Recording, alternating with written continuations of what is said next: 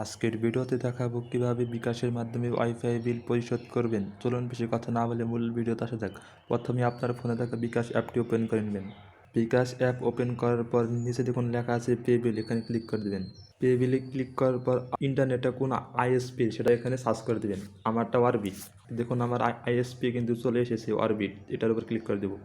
এখানে দেখুন লেখা আছে সাবস্ক্রাইবার আইডি দিন, এখানে আপনার সাবস্ক্রাইবার আইডিটা দিয়ে দিবেন। আমি আমারটা দিয়ে দিতেছি। দেওয়ার পর নিচে আপনার ফোন নাম্বারটা দিয়ে দিবেন, আমি আমারটা দিয়ে দিতেছি।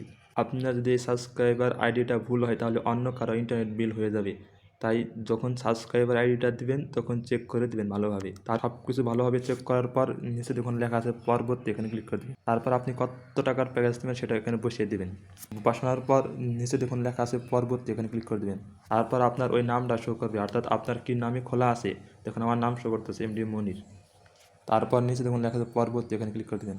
তারপর এখানে আপনার বিকাশের পিন নম্বরটা দিয়ে দিবেন। বিকাশের পিন নম্বর দেওয়ার পর নিচে দেখুন লেখা আছে পিন কনফার্ম করুন, এখানে ক্লিক করে দেবেন। তারপর এখানে দেখুন লেখা আছে বিল করতে ট্যাপ করে ধরে রাখুন, এখানে আপনি চাপ দিয়ে ধরে রাখবেন কিছুক্ষণ। দেখুন এখানে লেখা এসেছে আপনার পে বিল সফল হয়েছে, অর্থাৎ আমার ইন্টারনেট বিলটা কিন্তু সম্পূর্ণ হয়েছে। তারপর নিচে দেখুন লেখা আছে পরবর্তী, এখানে ক্লিক করে দেবেন। তারপর আপনি যদি রিসিপ্টটা ডাউনলোড করতে চান রিসিপ্টের উপরে ক্লিক করে দেবেন। এটা কিন্তু আপনার রিসিপ্ট, আপনি যে বিল দিয়েছেন সেটা একটা রিসিপ্ট। তারপর ব্যাক আসবেন। তারপর আপনি যদি অ্যাকাউন্টটা সেভ করতে চান তাহলে এখানে টিক মার্ক দিয়ে দেবেন। তারপর নিচে দেখুন লেখা আছে হোমে ফিরে যান, এখানে ক্লিক করে দেবেন।